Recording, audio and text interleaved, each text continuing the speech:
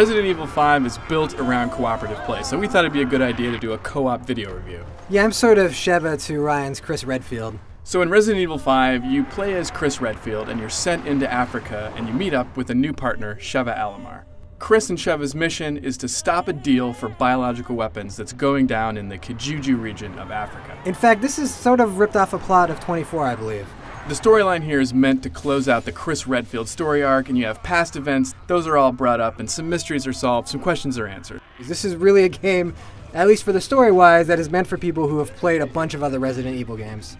The first thing you'll notice with Resident Evil 5 is the game looks phenomenal. It performs really well, the environments look great, the scenery is just stunning. Obviously, this is on a new generation of consoles, and it's been built that way, so you get these amazing explosions, the fact that you can actually play online co-op, have it run seamlessly. I mean, every once in a while there's some screen tearing, but for the most part the environments are gorgeous. There's great texture work. I think this is one of the first current gen games that can actually stand toe-to-toe with a game like Gears of War, just in terms of the overall visual punch that it has.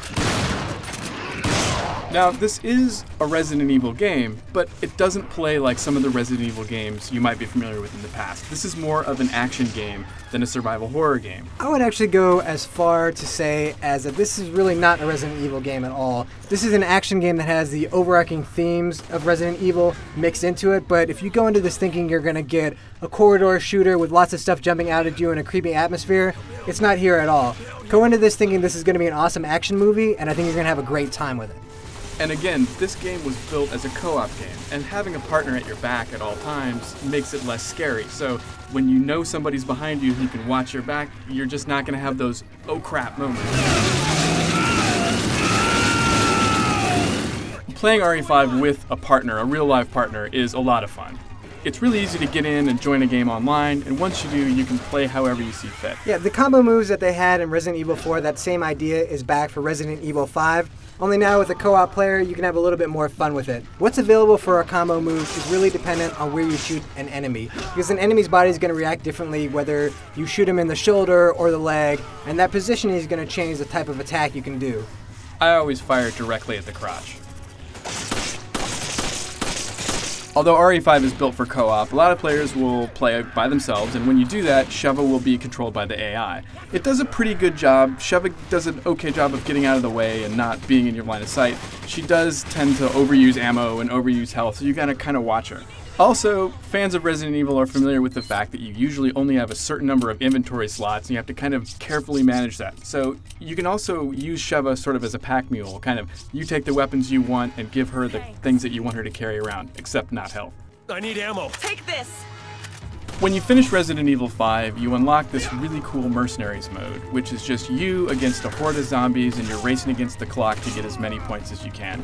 It's similar to the mode we saw in Resident Evil 4, and it's a lot of fun in RE5. The Mercenaries mode really shows the one feeling of the campaign, and that is the Mercenaries mode is an incredibly intense adventure where you're always worried about how much ammo you have, you always feel like you're about to die, and you always feel overwhelmed, and that's whether you're playing single player or co-op. And there's really none of that feeling brought into the campaign mode itself.